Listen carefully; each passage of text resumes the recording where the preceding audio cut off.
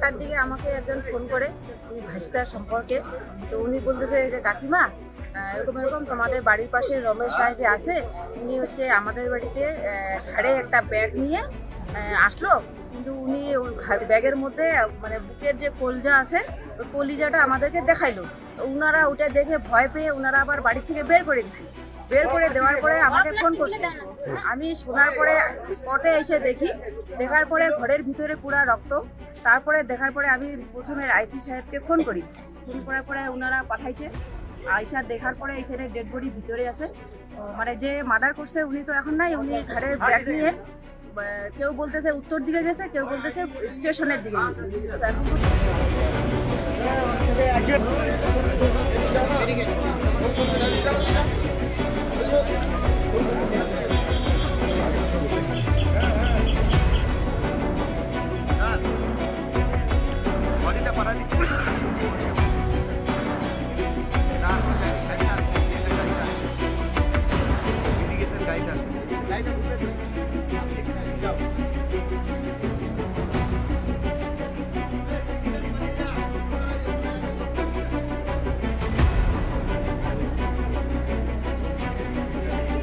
গাড়ির যে লো গাড়ি পাগলটা এ হচ্ছে ঘটনা হচ্ছে সকালবেলা পুতলা পুতলি নিয়ে রাস্তা দিয়ে বের হচ্ছে।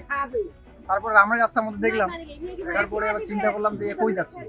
তারপরে ও করছি কি আরেকজনের বাড়িতে গেছে, ওই বাড়িতে গিয়ে করছে কি ওর যে বুকের কলিজাটা আছে সেটা ওই বাড়িতে দেখাইছি। দেখানোর পরে ওই বাড়ি থেকে আমাকে ফোন করছে। আমি আবার ফোন পাওয়া মাত্রই যে ওনার যে গার্জিয়ান তার বাড়িতে আসছি।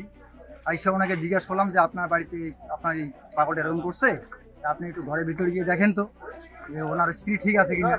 তারপর তো উনি আর আমি এদিকে আসলে উনি আর আমি দুজনে গিয়ে দেখলাম ঘরের মধ্যে, তো ঘরের মধ্যে কোনো কিছু নাই, বিছানা ছড়াছড়ি হয়ে আছে, অন্ধকারে কিছু দেখা যাচ্ছে না। তারপর ওনাকে দেখে লাইট আনাইলাম। লাইটটা আনার পরে দেখি, লাইট টর্চ মেরে দেখি কি ওখানে বিছানার মধ্যে শুধু রক্ত পড়ে তো আমাদের সন্দেহ হয়ে গেল।